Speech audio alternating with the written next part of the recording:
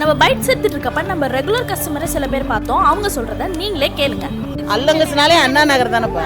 நல்லா இருக்கு, சூப்பரா இருக்கு. நான் யூஸ் பண்ணியிருக்கேன், போன வருஷம் கூட யூஸ் பண்ணேன். நல்லா இருந்துச்சு, முறுக்கு மாவு சூப்பரா இருந்துச்சு.